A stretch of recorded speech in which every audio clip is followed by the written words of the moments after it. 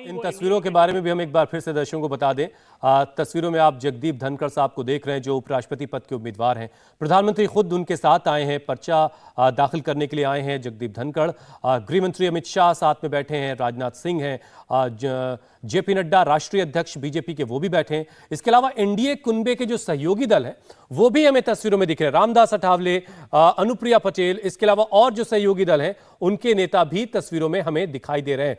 मतलब दो बड़े पद भारत के, एक राष्ट्रपति का और एक उपराष्ट्रपति का, और राष्ट्रपति पद के लिए आज चुनाव हो रहे हैं। लेकिन जब पर्चा दाखिल करने के लिए पहुंची थी द्रौपदी मुर्मू, उस वक्त भी पूरा एनडीए का कुनबा उनके साथ पहुंचा था पर्चा दाखिल करवाने के लिए। और आज जब उपराष्ट्रपति पद के लिए जगदीप धनखड़ पहुंचे हैं अपना नॉमिनेशन फाइल करने के लिए, तो आज भी खुद प्रधानमंत्री ने वक्त निकाला है। गृह मंत्री साथ में पूरा एनडीए का कुनबा आज पहुंचा है, जगदीप धनखड़ के साथ नजर आ रहा है जब वो अपना पर्चा आज दाखिल कर रहे हैं।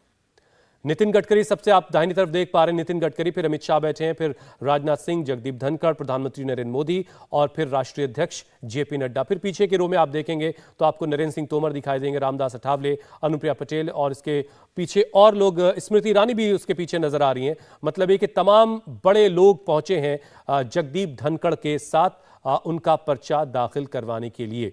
और एक औपचारिकता ही है, थोड़ा फर्क इस बात का भी है कि राष्ट्रपति चुनाव में सांसदों के साथ विधायक भी अपना वोट देते हैं और सबकी वोट की वैल्यू जो है वो काउंट होती है और उसके हिसाब से जीत और हार होती है। लेकिन उपराष्ट्रपति का जो चुनाव है वो अलग होगा, वो जुदा होगा। वहां पर सिर्फ राज्यसभा और लोकसभा के सांसदों को ही वोट डालने का अधिकार है, हक है। तो ऐसे में आप समझ सकते हैं, देखिए प्रोसेस पूरा हो चुका है और रिसीविंग अब दी गई है, खुद प्रधानमंत्री ने रिसीविंग ली है। जगदीप धनखड़ ने अपना पर्चा दाखिल कर दिया है और इसके बाद अब प्रधानमंत्री उनको मुबारकबाद देते हुए और जगदीप धनखड़ उनका शुक्रिया अदा करते हुए कि उन्हें उपराष्ट्रपति पद के लिए उम्मीदवार एनडीए ने चुना है। तो जगदीप धनखड़ का भी उपराष्ट्रपति बनना करीब करीब तय है, उसमें भी कहीं कोई गुंजाइश खास नजर नहीं आती क्योंकि राज्यसभा और लोकसभा के सांसद इसमें वोट करते हैं और नंबर्स दोनों जगहों पर बीजेपी के पास है।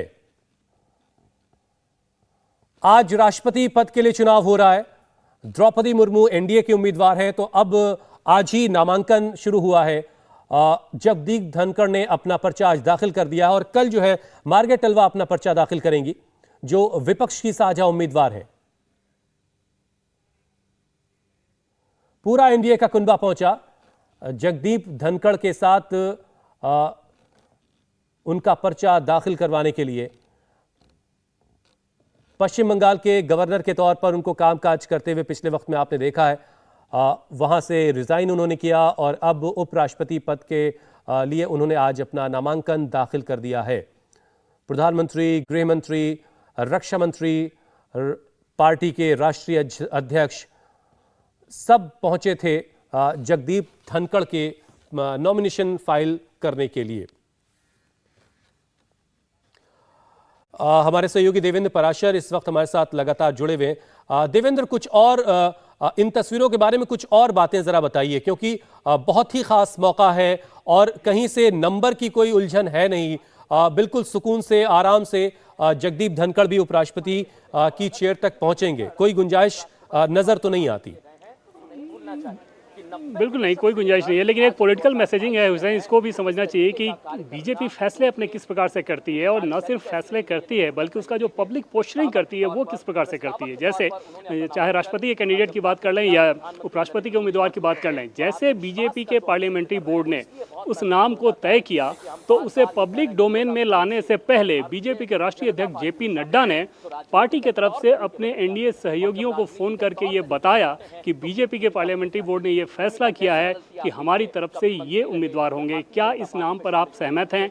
एनडीए की सहमति लेने के बाद ही बीजेपी के राष्ट्रीय अध्यक्ष ने उस नाम का ऐलान किया, सार्वजनिक ऐलान किया और सार्वजनिक ऐलान करने के साथ फिर उसके बाद बीजेपी के राष्ट्रीय अध्यक्ष ने अपोजिशन के नेताओं को फोन करना शुरू किया और ये बताया कि उन्होंने इस कैंडिडेट का चयन किया है, चाहे राष्ट्रपति के समय की बात हो या फिर उपराष्ट्रपति के कैंडिडेट की बात हो, और उनसे सपोर्ट मांगा कि बेहतर होगा कि इस संवैधानिक पद पर इस उम्मीदवार के पक्ष में आप भी खड़े हो, एक बेहतर कैंडिडेट हम लोग दे रहे हैं और इसको दलगत भावना से ऊपर रखकर सर्वसम्मति से इसका चयन किया जाए। हालांकि ऐसा होता नहीं है, पहले भी कभी एक बार का उदाहरण छोड़ दें तो कभी ऐसा हुआ नहीं, इस बार भी ये नहीं होना था। लेकिन जो बीजेपी के काम करने की प्रक्रिया है वो इस प्रकार की है। और आप नॉमिनेशन में भी देखें तो बीजेपी के सारे पावरफुल नेता हैं, अगर प्रधानमंत्री नरेंद्र मोदी किसी के साथ खड़े हो जाएं तो उस पिक्चर में उससे ज़्यादा उसको ताकतवर और नहीं बनाया जा सकता। बावजूद इसके न सिर्फ बीजेपी के अन्य नेताओं को बल्कि इंडियन नेताओं को अपने साथ रखकर वो एक मैसेजिंग दी जाती है कि जो हमारे साथ हैं, जो हमारे साथ आना लेकिन चाहते हैं, देवेंद्र, उनको हम आगे लेकर चलते हैं। और ये आपने पिछले लोकसभा चुनाव में भी देखा होगा। लेकिन देवेंद्र, जिस तरह का समर्थन विपक्ष के ऐसे लोगों का जो साथ नहीं थे, जो एनडीए के बाहर थे, उनका भी और अपने लोगों का भी जो समर्थन द्रौपदी मुर्मू के नाम पर हासिल हुआ, वैसा समर्थन जगदीप धनखड़ के नाम पर तो हासिल नहीं हो पा रहा है। उसकी तुलना में निश्चित तौर पर कम रहेगा। उसकी बड़ी वजह ये रहेगी कि पॉलिटिकल मैसेजिंग, जैसे द्रौपदी मुर्मू का विरोध करके आप SC ST मतलब ट्राइबल महिला हैं लेकिन SC ST को एक साथ ही आप कॉम्बो के तौर पे देखते हैं, और वो एक मैसेजिंग कोई भी दल ये जल्दी अफोर्ड नहीं कर सकता था कि वो इस प्रकार के का खतरा उठाए, चाहे आप शिवसेना के संदर्भ में देख लें या JMM के संदर्भ में देखें। आप अंदाजा लगाएं कि JMM जो कि आदिवासी पॉलिटिक्स ही करती है, वो अगर आदिवासी महिला का विरोध करे तो उसकी अपनी राजनीति कितनी कमज़ोर हो जाएगी। ऐसा नहीं है कि उन दलों ने कोई एहसान कर दिया है या बीजेपी के विचारधारा से प्रभावित होकर इनके करीब आ रहे हैं। उनकी अपनी राजनीतिक जमीन क्योंकि कमज़ोर हो रही थी द्रौपदी मुर्मू का विरोध करने के चलते, इसलिए वो इस पर सहमत नहीं हुई है। जगदीप धनखड़ के केस में वैसा बिल्कुल नहीं है। जैसे JMM को इस बात से बिल्कुल फ़र्क नहीं पड़ेगा वो धनखड़ का विरोध करे या सपोर्ट, शिवसेना को इस बात से बिल्कुल फ़र्क नहीं पड़ेगा कि वो एक जाट लीडर के तौर पर धनखड़ अगर रहे हैं तो उनका सपोर्ट करे या विरोध।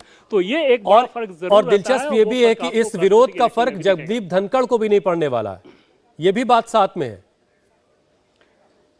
बिल्कुल नहीं, दूर दूर तक नहीं पड़ेगा, नंबर्स के हिसाब से बिल्कुल ही नहीं पड़ना है। लेकिन एक चीज़ ज़रूर रहता है कि वो कड़वाहट कहीं आगे कंटिन्यू ना करे दलों को लेकर, वो एक देखने वाली बात रहती है। जैसे TMC के संदर्भ में आपने देखा, पश्चिम बंगाल में ममता बनर्जी मुझे लगता है कि जगदीप धनखड़ के कैंडिडेचर से सबसे ज़्यादा खुश इस संदर्भ में होंगी क्योंकि वहाँ के गवर्नर को के तौर पे धनखड़ को लगातार वो कोसते रही थी और अब उनको ये थोड़ी राहत होगी। हालांकि TMC के जो सांसद राज्यसभा में मौजूद रहेंगे वो देखना होगा कि वो सेंटीमेंट को कैसे इंतजार करते हैं। इंडिया टीवी हर वक्त हर जगह डाउनलोड करने के लिए सर्च करें India TV news Google play store या ऐप स्टोर पर।